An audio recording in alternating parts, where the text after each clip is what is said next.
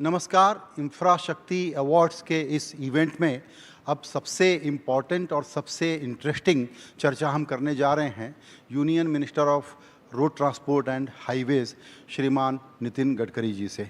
Sir, आपने हमारे लिए वक्त निकाला, आपका बहुत शुक्रिया। ये हमारी एक नई पहल है इंफ्रा विजन फाउंडेशन के साथ मिलके कि ग्रास रूट प्रोजेक्ट जो चलाते हैं, बिल्कुल ज़मीन पर लोकल सॉल्यूशन जो ढूंढते हैं और इंफ्रास्ट्रक्चर बनाते हैं, उनको हम सम्मानित करें। तो उसमें कई हमने बहुत ही रोचक और विशिष्ट प्रोजेक्ट्स उसमें से निकाले हैं, जिनको आज हम लोग सम्मानित कर रहे हैं। तो ये तो एक बात है, जाहिर है कि इस पर आपके थॉट बहुत हैं, क्योंकि लोकल सॉल्यूशन पे आप भी बहुत ध्यान देते हैं। लेकिन शुरू करते हैं चर्चा को यहाँ से कि अब नए इनिशिएटिव देश में जिस तरह के इंफ्रास्ट्रक्चर की ज़रूरत है, वो आप क्या लेने जा रहे हैं? देखिए, हमारे देश में अभी सबसे इम्पोर्टेंट समस्या हो रही है वो पोल्यूशन की है। Air pollution, water pollution and sound pollution is a big problem, और दिल्ली के लिए तो बहुत ही भयंकर है। तो पहली बात, import substitute cost effective pollution free and indigenous transport system हमको चाहिए। अब विशेष रूप से इलेक्ट्रिक बसेस है, इलेक्ट्रिक स्कूटर है, इलेक्ट्रिक कार है, अब टैक्सीज बड़े प्रमाण पर इलेक्ट्रिक की आई। जैसे पुरी साहब बता रहे थे कि इन्होंने बहुत अच्छा काम किया, मैं उनके पीछे लगा था। इन्होंने हमारे यहाँ जो इथेनॉल है, हम इसके पंप इंडियन ऑयल 300 पंप लगा रही है, और अब टोयोटो नहीं, सुजुकी, टाटा सब फ्लेक्स इंजन लेके आ रहे हैं। तो 120 रुपये लीटर का पेट्रोल भरने के बजाय 60 रुपीज़ का इथेनॉल डालकर 60% बिजली पे चलेगी और 40% इथेनॉल पर चलेगी। तो एवरेज के हिसाब से पेट्रोल का अगर प्राइस काउंट किया तो 25 रुपये लीटर आता है पेट्रोल का रेट, और पोल्यूशन नहीं है। अब बजाज और टीवीएस और हीरो, इन्होंने सब ने इथेनॉल की बाइक बना ली, ऑटो रिक्शा आ गई। अब इसी प्रकार से बायोफ्यूल और अल्टरनेटिव फ्यूल में हम लोग बड़े प्रमाण पर जाए, ये पहली बात। दूसरी बात एक बहुत इम्पॉर्टेंट है कि पब्लिक ट्रांसपोर्ट को हमको सस्ता करना है। अभी हमारी एक डीजल की बस चलती है तो 115 रुपये किलोमीटर कॉस्ट आती है, और अभी भारत सरकार ने जब सब्सिडी देकर इलेक्ट्रिक बस का टेंडर निकाला था तो 41 रुपीज़ पर किलोमीटर एसी बस का आया था, और 37 रुपीज़ पर किलोमीटर नॉन एसी का आया था, पर तब सब्सिडी थी। अभी ऐसी स्थिति आई है कि अब वो साधारणतः विदाउट सब्सिडी 55 से 60 रुपये किलोमीटर आएगी। तो 115 के तुलना में हम टिकट रेट 15 से 20%, 25% कम कर सकते हैं। अब हमने इसमें पहला पायलट प्रोजेक्ट कर रहे हैं नागपुर में, टाटा के साथ कर रहे हैं कि मैं यकोस्लाविया गया था, तब स्कोडा में गया था। तो 3 बसेस जोड़कर एक ट्रॉली बस है, 132 लोग उसमें बैठेंगे। ऊपर में जो उन्होंने टाटा ने हिटैची की टेक्नोलॉजी को सिलेक्ट किया है, हमारे नागपुर के रिंग रोड पर वो 49 किलोमीटर घूमेगी दोनों साइड से, और बस स्टॉप पर 40 किलोमीटर पर जाके जब रुकेगी तो 40 सेकंड में वो 40 किलोमीटर के लिए एकदम चार्ज होगी, फिर चलेगी। उसकी कॉस्ट आ रही है 35 से 40 रुपये पर किलोमीटर।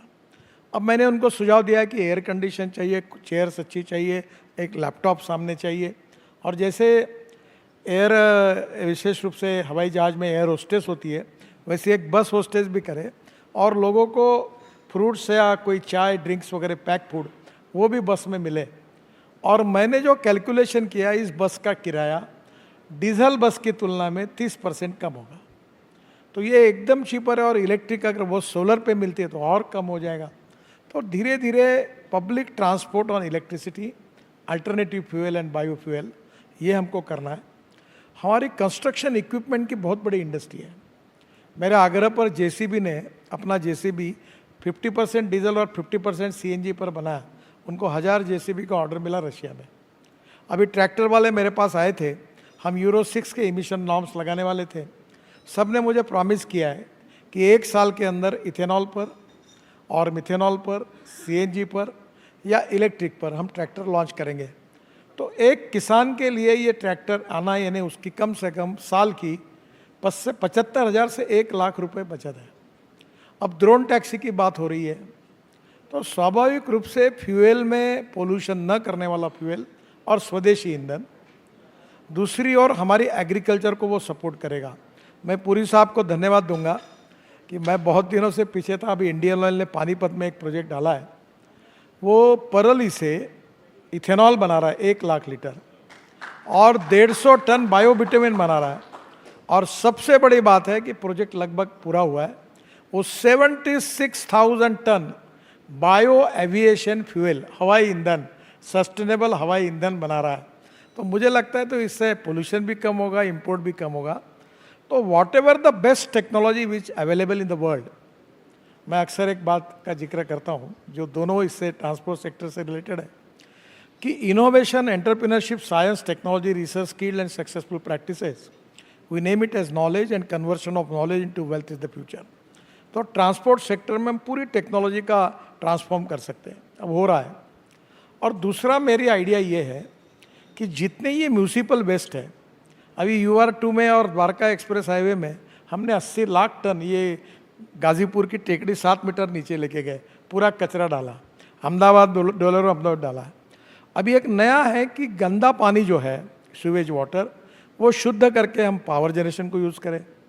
और मथुरा में हमने हाइब्रिड एन्युटी पे सक्सेसफुल प्रोजेक्ट किया, केवल 40% अमाउंट में इंडियन ऑयल वो पानी खरीद रही है। और दूसरा, जो कचरे को सेग्रीगेट करते, जो अभी पुरी साहब ने कहा कि कचरे से जो ऑर्गेनिक वेस्ट निकलेगी अगर वो बायोडाइजेस्टर में जाएगी तो बायोडाइजेस्टर से मीथेन निकलेगा और मीथेन से हम बायो CNG और बायो LNG भी बना सकते हैं या हम हाइड्रोजन में जा सकते हैं। अब ग्रीन हाइड्रोजन ये फ्यूचर है। मेरे पास हाइड्रोजन पे चलने वाली जो गाड़ी है साहब, और हमने उसको लॉन्च किया था, वो गाड़ी का नाम है मिराई, टोयोटो की है। तो मिराई का अर्थ है फ्यूचर। और हमारी ट्रक, हमारी बसेस, हमारी कार, हमारा फ्यूल कोयला और पेट्रोलियम के बजाय अगर हाइड्रोजन बन गया तो हमारा देश ऊर्जा को आयात करने वाला नहीं, ऊर्जा को निर्यात करने वाला देश बने। That is to be the dream. तो पोल्यूशन से फ्री, कॉस्ट इफेक्टिव यानी डीजल पेट्रोल से 30-40% सस्ता, और सबसे इम्पॉर्टेंट चीज़ है कि कंज्यूमर का भी उसमें बेनिफिट है, पोल्यूशन से भी मुक्ति है, और इंपोर्ट में हमारे इकोनॉमी पर 16 लाख करोड़ का लगभग फॉसिल फ्यूल का इंपोर्ट है, उसकी बचत है। तो इसको कन्वर्ट करने का काम जोरों में हो रहा है। अब देखो, रेलवे में पहले कोयले के इंजन थे, अब रेलवे बदल गई, फिर आ गया वो डीजल इंजन। अब लगभग रेलवे ने इलेक्ट्रिफिकेशन कर दिया और वो भी सोलर पावर तैयार कर रहे हैं। मैं एक कोशिश कर रहा हूँ, वो काम अभी नहीं हुआ, वो MPBS सी प्लेन, मैंने वो प्लेन लाया था, मैं मुंबई में पानी पे उतरा, बाद में मोदी जी भी अहमदाबाद में उन्होंने उसका प्रयोग किया कि जो हवाई पट्टी पे उतरता है और पानी पे उतरता है, और 18 सीटर प्लेन की कीमत ये केवल 18 करोड़ रुपए है। अब भारत सरकार ने उसके रूट भी तैयार किए हैं। अगर उसके लिए इन्वेस्टर मिल जाएंगे तो आप यमुना से उड़ जाएंगे तो ताजमहल के पीछे उतरेंगे 15 मिनट में, 2 घंटे में ताजमहल देखेंगे, फिर वापस आएंगे, फिर इसमें उतरेंगे तो डायरेक्ट यमुना में आएंगे, यमुना से निकलकर कोई डैम में उतरेंगे तो वाटर पोर्ट जैसे है, डैम और तालाब ये बनेंगे, तो ये नया ट्रांसपोर्ट का साधन होगा। और लास्टली मैं 265 रोप वे, केबल कार और फेनिकुलर रेलवे बना रहा हूँ। ये जो उत्तराखंड में क्या होता है कि हम लोग ऐसा डीजल बस 2 हाथ छोड़ छोड़ के ऊपर तक जाते हैं, अब उसके बजाय हम रोप वे, केबल कार सब जगह बना रहे हैं। उससे पोल्यूशन कम होगा, समय बहुत बचेगा। जहाँ 2 घंटा लगता है वहाँ 10 मिनट में जाएंगे। ऐसे 265 प्रोजेक्ट हम करें, केदारनाथ का भी उसमें है, बद्रीनाथ का भी है। इससे टूरिज़्म बढ़ेगा। और अनेक जगह पर जो पहाड़ पर है, उत्तराखंड, हिमाचल, कश्मीर, अब लद्दाख, लेह में हम कोशिश कर रहे थे कि डायरेक्ट पहाड़ को लगकर एक फेनिकुलर रेलवे सिस्टम जो स्विट्ज़रलैंड में है, वो भी हम IIT के इंजीनियर्स ने तैयार की है। तो धीरे धीरे उस राज्य के अनुसार, आवश्यकता के अनुसार पोल्यूशन को कम करने वाली, कॉस्ट को खर्चा कम करके टिकट रेट कम होगा और इकोनॉमिकली वायबल होगा। तो ये इसको ट्रांसपोर्ट सेक्टर में जाने की कोशिश हो रही है। जी, बहुत ही महत्वपूर्ण बातें बताई। आपकी ही बात में से 3 पॉइंट निकल रहे हैं जिस पर एक एक करके चर्चा करते हैं, फिर मैं अपने कुछ और सवालों पे आऊँगा। पहला ये है कि आप सारी वो बातें बता रहे हैं जो ज़मीन पे हो रही हैं, ये नहीं है कि कॉन्सेप्ट है और हुआ नहीं है।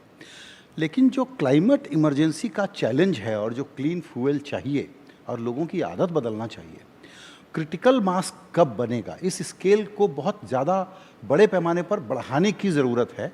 प्रयोग अच्छे हैं लेकिन अभी इंक्रीमेंटल है। क्रिटिकल मास के ऊपर कब जाएगा ये? देखो, अभी पंजाब, हरियाणा और देश के कुछ भागों में 300 प्रोजेक्ट ऐसे हैं, मैं उस एसोसिएशन का अध्यक्ष हूँ, जो परली से बायो सीएनजी बना रहे हैं। 36 चालू हो गए हैं।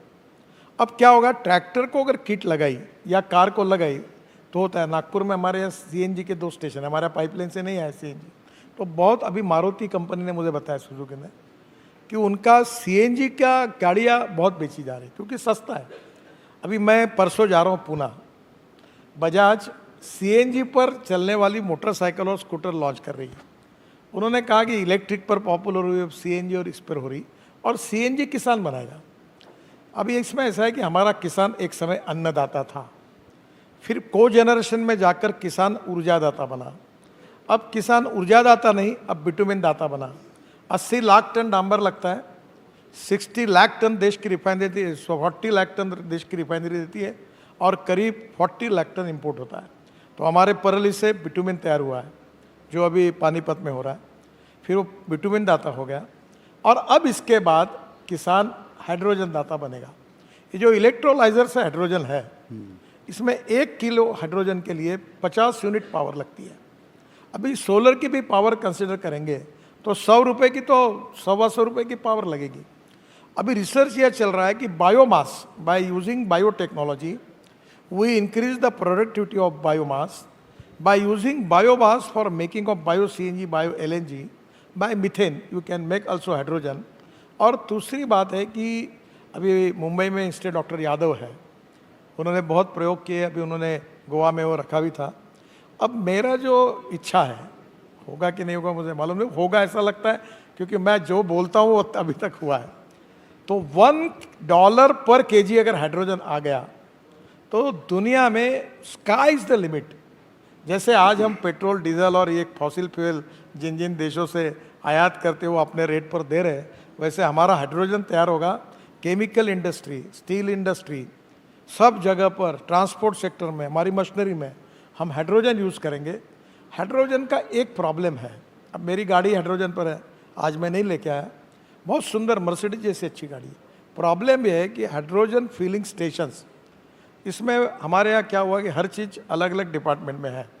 तो प्रधानमंत्री जी के जो प्रिंसिपल एडवाइज़र है, साइंटिफिक एडवाइज़र, उनके साथ 2 मीटिंग हुई, अभी फिर ये ऐसे ख़त्म हो गया, पार्लियामेंट फिर होगी। और इसको पूरा फ्रॉम हाइड्रोजन बनाने से फिलिंग स्टेशन तक, ये पूरा एक सीक्वेंस जो है, इसको बनाने के पीछे भारत सरकार ने प्रायोरिटी दी। और आज ही प्रधानमंत्री जी ने पार्लियामेंट के अपने भाषण में हाइड्रोजन की बात की है। तो बायोफ्यूल एंड अल्टरनेटिव फ्यूल और हाइड्रोजन। दूसरी एक बात आपको बताता हूँ, अभी ये जैसे गैस है एलपीजी, अमेरिका में कोल गैसिफिकेशन से डीएमई तैयार होता है, और डीएमई एलपीजी में ऐड करके सिलेंडर को हम 200 रुपये सस्ता कर सकते हैं। अब कोल गैसिफिकेशन में यूरिया हम बना रहे, मिथेनॉल बना रहे, अमोनियम नाइट्रेट बना रहे। अब मिथेनॉल का रेट है 22 रुपये लीटर। आसाम पेट्रोलियम बनाती 100 टन पर डे मिथेनॉल। मैंने अशोक लेलैंड का ट्रक और बस, और कर्नाटक में बंगलोर में 20% मिथेनॉल डीजल में डालकर पायलट प्रोजेक्ट सक्सेसफुल हुआ। अब डीजल का भाव 110 रुपये और मिथेनॉल का 22 रुपये। तो धीरे धीरे जो भी फ्यूल है उसको अल्टरनेटिव फ्यूल को यूज़ करो, क्योंकि ये इतना ह्यूज चैलेंज है जो आपको कि जिसको इलेक्ट्रिक पे जाना इलेक्ट्रिक जाओ, आसाम नॉर्थ ईस्ट में मिथेनॉल पे जाओ, जैसे महाराष्ट्र, कर्नाटक, तमिलनाडु, उत्तर प्रदेश, या गन्ना है वहाँ इथेनॉल पे जाओ, कहीं इलेक्ट्रिक पर जाओ।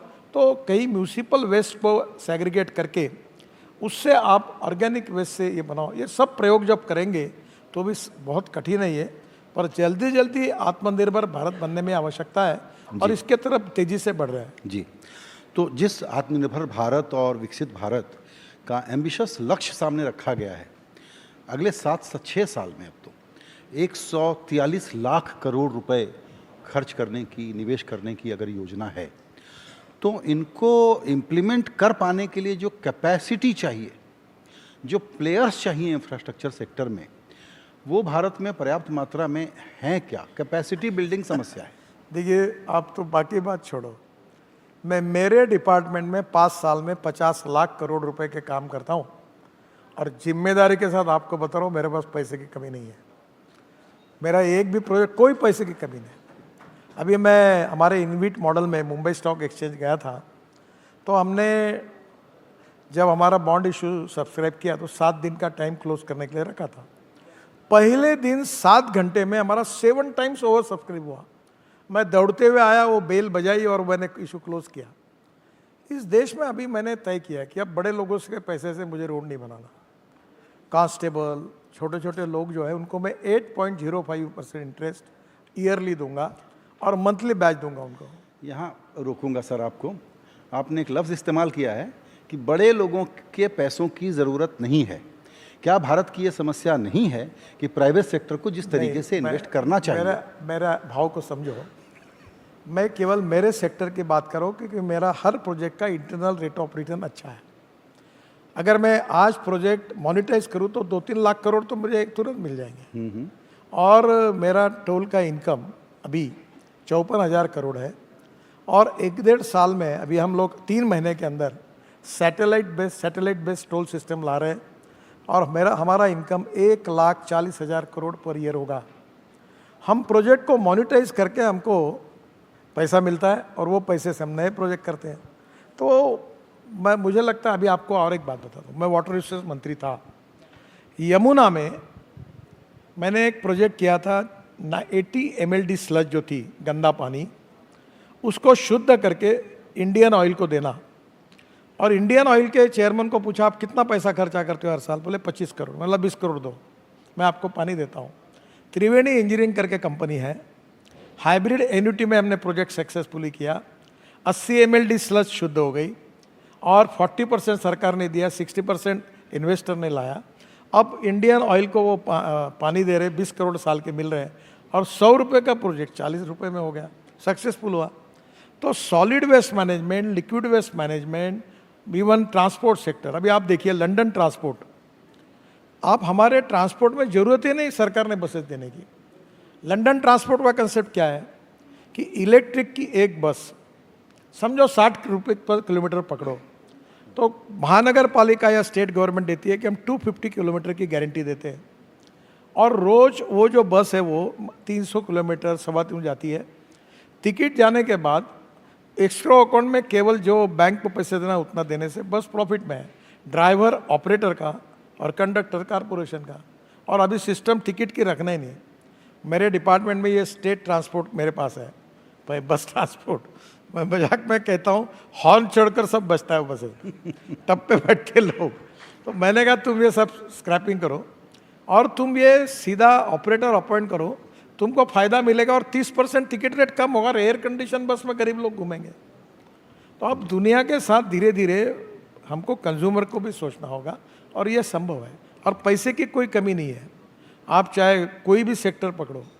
आपको एक बात बताता हूँ, मैं शिपिंग मंत्री था, मेरे पास मेरा बजट था 900 करोड़ का, यानी 5 साल में हो गए 4.5 करोड़। 16 लाख करोड़ का मैंने सागरमाला प्रोजेक्ट बनाया था और अभी तक without taking money from government 14 lakh crore के प्रोजेक्ट पूरे हुए। हमने भारतमाला 1 35 लाख करोड़ का बनाया, 70% 80% प्रोजेक्ट पूरा हुआ। हमने 25 लाख करोड़ खर्चा किए, सरकार ने हमको केवल लैंड में, बाकी पैसा डिपार्टमेंट ने खड़ा किया और खर्चा किया। ऐसा अनेक जगह पर पब्लिक प्राइवेट इन्वेस्टमेंट से बजट में जितना पैसा उससे 3 गुना 4 गुना पैसा देकर हम कर सकते हैं। अब कुछ प्रोजेक्ट्स इकोनॉमिकली वायबल है तो वो 100% हम लोग प्राइवेट में पब्लिक प्राइवेट करें। जो नॉन वायबल है वहाँ कहीं 40%, कहीं 30% सब्सिडी दे। हमने हाइब्रिड एन्युटी का मॉडल लाया, जहाँ वायबल है वहाँ बीओटी करेंगे, जहाँ नहीं थोड़ा है तो वहाँ हाइब्रिड एन्युटी करेंगे और जहाँ ईपीसी बनाएंगे और मोनेटाइज करेंगे बैंक के साथ 15 साल के लिए।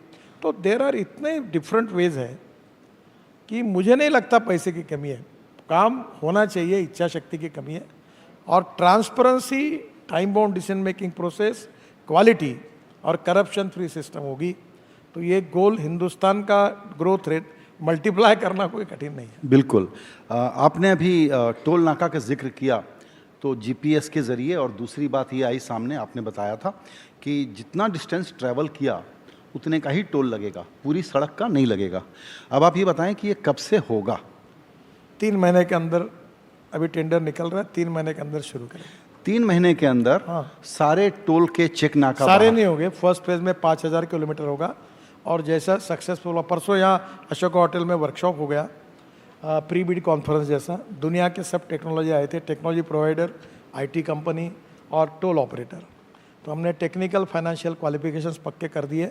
शायद 15-20 दिन में हम टेंडर निकालेंगे और हम शुरू करेंगे। तो और ये जो आपकी बात है ना, ये बिल्कुल सही है कि कभी कभी शहर के पास, ये हमारा गलती नहीं है, ये यूपीए सरकार थी तब इन्होंने क्या किया, शहर के बाजू में टोल लगा दिया। वो उसको स्वीटनर कहते थे, प्रोजेक्ट की वायबिलिटी बढ़ाने के लिए। मैंने कहा ये नहीं करो, सब अर्बन पॉपुलेशन के बाहर जाओ और वहाँ टोल लगाओ। जहाँ से जाएगा वो, वहाँ कैमरा में फ़ोटो निकलेगा, जहाँ से निकलेगा वहाँ निकला, उतने डिस्टेंस का टोल आपके बैंक अकाउंट से निकल जाएगा। कहीं रुकना नहीं, कोई रोकेगा नहीं, कोई बताएगा नहीं, नो प्रॉब्लम। तो अब ये रुकावट वाला काम बंद हो जाएगा और आप मुझे यहाँ पर ये हेडलाइन दे रहे हैं कि अगले 3 महीने में एक ठीक ठाक स्केल पे जीपीएस से चलने वाला टोल कलेक्शन का सिस्टम भारत में शुरू होगा। इस 3 महीने के अंदर 5,000 किलोमीटर का पहला प्रोजेक्ट जीपीएस सिस्टम पर, सैटेलाइट बेस्ड टोल सिस्टम पर चालू होगा और उसके बाद सब जगह इम्प्लीमेंट होगा। ये मैं आपको बिल्कुल विश्वास के साथ बता रहा हूँ और ये होगा। वाह, आपने सस्ते फ्यूल की बात कही और अगेन भारत को जिस तरक्की की ज़रूरत है उसमें लॉजिस्टिक्स के खर्चों को कम करना एक दूसरा विषय है जिस पर आप काफ़ी रुचि लेते हैं। उसको रियली कम करने के लिए और क्या क्या काम करना है? देखिए, मैं किसान हूँ तो मेरी पूरी इकोनॉमिक थिंकिंग किसान सेंट्रिक है। मैं जिस क्षेत्र से आता हूँ वहाँ 10,000 किसानों ने आत्महत्या की है। तो मैं तो चाहता हूँ कि हाइड्रोजन इथेनॉल ये किसान बनाए और हम उसके खेत के बाजू में वो हाइड्रोजन फिलिंग स्टेशन रखे, ट्रक बसेस आए लेके जाए। धीरे धीरे जो इलेक्ट्रोलाइज़र का जो हाइड्रोजन बनाने की प्रोसेस है उसमें हम वर्ल्ड में, तो आपको मालूम होगा, we are the number 1 manufacturer of electrolyser in the world. Problem यह है कि 1 किलो हाइड्रोजन के लिए वो 50 यूनिट पावर लगती है और 2.5 रुपये भी पकड़ा तो उसी में पैसा जाता है। तो अभी बहुत से पर्याय है। एक बात मैं आपको बताना चाहता हूँ कि हमारा देश नए स्टार्टअप, नए लोग, नई जनरेशन बड़ी कॉशियस है। अभी एक मैक्सिमम 300 किलो वजन का ड्रोन मैंने लॉन्च किया। अब मैंने उनको कहा कि तुम हिमाचल में जाओ और कश्मीर में जाओ, जो पहाड़ी पर एप्पल होता है वो ड्रोन वहाँ जाकर वो एप्पल नीचे लाएगा और दवाई से लेकर बाकी इसेंशियल चीज़ें वो डाल के ड्रोन में ऊपर जाएगी। अब हमारी ड्रोन की जो कंपनीज है वो 300 किलो तक आई है। आज जिस दिन हमारी कंपनी 650 किलो का ड्रोन बनेगी उस दिन तो लोग ही हवा में उड़कर इधर से उधर जाएंगे, एयरपोर्ट पे जाएंगे। मैंने चेन्नई के एक हॉस्पिटल में, ये जो लंग्स होती है ये एयरपोर्ट में आने के बाद ड्रोन में रखकर हॉस्पिटल में जाती है। तो ये अभी चालू हुआ है। तो धीरे धीरे टेक्नोलॉजी का उपयोग करके हम कॉस्ट भी कम कर सकते हैं, नए रोजगार भी निर्माण कर सकते हैं, इकोनॉमिक ग्रोथ रेट को बढ़ा सकते हैं, पोल्यूशन को हटा सकते हैं और ये विन विन सिचुएशन में बहुत फायदे का। और हमारा इंपोर्ट, आप कुछ भी कहो, मैं दिल्ली में आता हूँ, 3 दिन रहता हूँ तो इन्फेक्शन लेके जाता हूँ। दिल्ली में कितना एयर पोल्यूशन है और इसलिए मुझे लगता है कि ethics, economy, ecology and environment, हमें वाटर पोल्यूशन, एयर पोल्यूशन को प्रायोरिटी से ख़त्म करना चाहिए, नहीं तो हमारा हेल्थ बहुत लाइफ कम हो सकता है। बिल्कुल सर, मेरे प्रोड्यूसर मुझे रैप अप करने के लिए कह रहे हैं, लेकिन तब भी कम से कम 2 सवाल मैं आपसे और पूछना चाहता हूँ। एक है कि अब जो एक्सट्रीम वेदर हो गया है उसमें क्लाइमेट रिजिलियंट इंफ्रास्ट्रक्चर बनाना भारत के लिए एक नई चुनौती के रूप में सामने आया है और ये अनुभव बताता है कि हमारे प्रोजेक्ट उतने लंबी उम्र वाले, उतने टिकाऊ नहीं हो पा रहे हैं और ये चैलेंज अब इमीडिएट है। इसको कैसे एड्रेस कर रही है आपकी सरकार? देखो, पहली बात तो ऐसी है कि मैं तो पूरा ग्रीन रिवॉल्यूशन इंफ्रास्ट्रक्चर में करना चाहता हूँ। 50 प्रोजेक्ट हमने, जो बाम्बू है उसके क्रैश बैरियर सक्सेसफुली बने और इंदौर के हमारे इंस्टीट्यूट ने सर्टिफाई किया। फिर हम प्लांटेशन बड़े प्रमाण पर कर रहे हैं। हमने 76,000 पेड़ को ट्रांसप्लांट किया है और 3 करोड़ 78 लाख लगाए। मुझे आपको बताऊंगा, पैठन करके औरंगाबाद के पास है, एक सयाजी शिंदे करके साउथ फिल्मों में विलन का काम करते हैं, वो ट्रांसप्लांटेशन का मैंने उनको काम उनकी सलाह से किया। 100 साल पुराने बड़ के पेड़ को हमने ट्रांसप्लांट सक्सेसफुली किया। फिर रबर जो टायर है, ये जो circulation economy is very important रोजगार निर्माण के लिए और इंपोर्ट कम करने। तो रबर को और वेस्ट प्लास्टिक को हम लोग बिटुमेन में डालना चाहते हैं तो हमारा इंपोर्ट कम होगा, क्वालिटी सुधरेगी। हमारे अभी सबसे इम्पोर्टेंट चीज़ है, कल मुंबई IIT में एक सेमिनार है और हमारे सब लोगों को भेजा है। हमारा प्रॉब्लम ये है कि जहाँ बरसात आती है वहाँ डांबर के रोड उखड़ जाते हैं। तो एक नई टेक्नोलॉजी है 6 इंच 8 इंच वाइट टॉपिंग की। मैं अपने कॉन्स्टिट्यूंसी में पूरे कंक्रीट रोड है, गड्ढे नहीं दिखते आपको। तो अभी मैंने सीरियसली आज ही सेक्रेटरी और चेयरमैन को कहा कि हम लोग अभी जो बिटुमिन रोड का बेस अच्छा है वहाँ कंक्रीटिंग 6 और 8 इंच का ये कंक्रीटिंग सरफेसिंग करेंगे वाइट टॉपिंग, और उसके ऊपर बिटुमिन सरफेसिंग करके रोड की क्वालिटी अच्छी रखने वाली योजना तैयार करेंगे। क्योंकि मैं इस मत पर आया हूँ कि बिटुमिन के रोड बनाने से वो टिकते नहीं है, बरसात में जाते हैं। मेरा प्रॉब्लम क्या हुआ, जिस दिन मैं बोलता हूँ ये सीमेंट वाले जिन पे मेरा गुस्सा है, ये कार्टेल बनाकर रेट बढ़ा देते हैं। अब मैं सीमेंट रोड जब बनाने की बात करता हूँ तो सीमेंट का रेट बढ़ता है। तो मैंने फिर वो पहले मैं पूरे सीमेंट रोड बना रहा था, फिर मैंने बिटुमिन शुरू किया।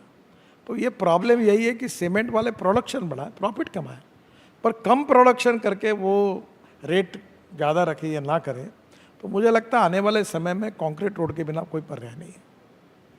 जी, एक समस्या जिसका आपने अभी थोड़ा सा जिक्र किया लेकिन मैं उस पर फिर से आना चाहता था, वो ये कि जो आपकी नई योजनाएं हैं, हमको थोड़ा अंदाज़ है कि बहुत ही एम्बिशियस हैं, उसमें कौन कौन से सेक्टर इंफ्रास्ट्रक्चर में प्रायोरिटी एरियाज़ होंगे जिसमें आपको लगता है कि आप लोग इन्वेस्टर्स को पहले इनवाइट करना चाहेंगे, जल्दी एग्जीक्यूट कराना चाहेंगे? सर ऐसा है कि हमारी तो गोल्ड माइन है, हमारे यहाँ इन्वेस्टर की लाइन लगी हुई है। सब जगह प्रॉब्लम कहाँ था मैं आपको बताता हूँ। ये कैनेडियन और ये पूरे लोग आते हैं मेरे पास, मैं उनको चाय वगैरह पिला के पहला प्रश्न पूछता हूँ कि आप मुझे रुपीज़ में फाइनेंस करने के लिए तैयार है क्या? वो बोल हाँ बोलते तो मतलब आगे की चर्चा करो, नहीं तो छोड़ दो। क्या है रुपीज़ डॉलर फ्लक्चुएशन, एन इतना स्ट्रांग है कि 0% में भी लिया तो भी डर लगता है। बहुत स्ट्रांग करेंसी है, डॉलर में भी वही है।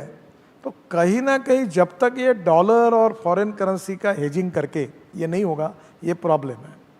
दूसरी बात, अभी हमारे यहाँ 100 करोड़ की बैंक गारंटी चाहिए, तो बैंक बोलती है 100 करोड़ डिपॉजिट दो कॉन्ट्रैक्टर को। तो अभी इंश्योरेंस बॉन्ड के पीछे लगे हैं, परफॉर्मेंस गारंटी और बाकी सबके लिए अभी हमने चालू किया है और अब इंश्योरेंस बॉन्ड स्वीकारना शुरू किया है। तो मैंने तो अभी ये भी कहा कि ये जो हमारे कॉन्ट्रैक्टर एसोसिएशन ऑफ इंडिया, उनको कहा तुम एक कंपनी बनाओ, 51% तुम्हारे 49% एनए जाएंगे और तुम्हें बॉन्ड की गारंटी लेते जाओ, इंश्योरेंस बॉन्ड की, और ये कंपनी करा के करो, प्रॉब्लम छूटेगा। एक साल फाइनेंशियल क्लोजर नहीं होता। तो ऐसी बहुत सी बातें हैं जो कंस्ट्रक्शन में, फाइनेंशियल इसमें, अब ऐसा है कि सबको फाइनेंशियल आर्म है, हमारे एनएचआई को नहीं है, जबकि बैलेंस शीट हमारी सबसे स्ट्रांग है। तो हम लोगों को, हमारे कॉन्ट्रैक्टर को बैंकों से ही लोन लेना पड़ता है। तो कहीं ना कहीं innovative finance with lower interest, without compromise the quality, cost of construction को कम करना और क्वालिटी ऑफ कंस्ट्रक्शन को इम्प्रूव करना। और मुझे तो प्रॉब्लम है नहीं जी, हम लोग जल्दी काम नहीं करते ये समय। अभी हम 2 किलोमीटर से 34 किलोमीटर पे आए, मेरा तो बस चल जाए तो 100 किलोमीटर पे जाओ करके जाएंगे। लेकिन आपका अगला माइलस्टोन आपने अपने लिए 60 किलोमीटर का रखा। देखो वो मेरा टारगेट है, फिर वो मीडिया वाले क्या बोलते हैं, मैंने 60 किलोमीटर बोला और किया नहीं। तो टारगेट ऐसे ही रखा जाए, बच्चों को कहते हैं ना कि तेरे को 90% मार्क मिलने चाहिए, वो मिल रहा है 75, तो फिर ऐसा नहीं होता कि तो 90 नहीं मिले। बिल्कुल। सर, अभी जब आपसे यहाँ इंटरव्यू पर आने के पहले चर्चा हो रही थी तो आपकी बात से लगा कि बहुत सारा काम हो रहा है और आपसे तो घंटों बातचीत की जा सकती है इस विषय पे, लेकिन इंफ्रास्ट्रक्चर पर जिस प्रकार के पब्लिक एजुकेशन की ज़रूरत है उसमें आपकी इजाज़त लेते हुए मैं एक ऐलान कर दूं क्या, वो ये कि अब हर महीने आप एनडीटीवी के प्लेटफॉर्म पर इंफ्रास्ट्रक्चर से जुड़े हुए विषय पर जो तरह तरह के इनिशिएटिव्स हो रहे हैं उसको शोकेस करेंगे, बात करेंगे, और कार्यक्रम का नाम होगा गडकरी अनप्लग्ड। मैं आपको अच्छी ये तो करिए, और ये प्रोजेक्ट्स को पब्लिक सपोर्ट आ ये जो गया है। रेड सिग्नल दिखाने वाली कौन कौन सी एजेंसी है उनका नाम भी प्रकाशित करते जाइए। इसके पास फॉरेस्ट के इतने अटके हुए, ये सेक्शन में इतने अटके हुए, इसने पेड़ की परमिशन 1.5 साल से नहीं दी, ये सरकार है इसने लैंड एक्विजिशन 2 साल नहीं किया। परसों मैं कर्नाटक के मुख्यमंत्री भाई आप अगर नहीं करोगे तो मैं हवा में थोड़ी रोड बना। सर बिल्कुल यही इरादा है। और आपका एक दूसरा प्रिय विषय है ब्यूरोक्रेसी, उसकी बात नहीं करेंगे तो चर्चा पूरी नहीं होगी। सिंपल कॉन्ट्रैक्ट राइटिंग, ये भी आप लोगों की प्रायोरिटी है कि नहीं? बिल्कुल है। देखो हम कहीं मैं आपको बताता तो इसका सबूत तो अगले महीने 2 महीने में आपको देना पड़ेगा। सर अभी हमने हमारे कॉन्ट्रैक्ट में काफ़ी बदल किया है, काफ़ी चेंजेस किए हैं। और पहले जो देखो, अब मुझे बोलना उचित नहीं क्योंकि मैं मंत्री हूँ। If there is a dispute between 2 party, 1 party can not be a जज। हमारे पूरे सिस्टम में कॉन्ट्रैक्टर पर अन्याय कर रहे हो तो गलत निर्णय होते हैं, क्योंकि निर्णय करने वाला जो है वही पार्टी है। We need a mechanism where independent, impartially और फेयरली जो सही है वो निर्णय होना चाहिए। अब जो डिस्प्यूट है 2 पार्टी में वही जज है। We need to improve lot of things. Sir thank you so very much. आज आप हमारे पास आए, वक्त निकाला, उसके लिए बहुत शुक्रिया।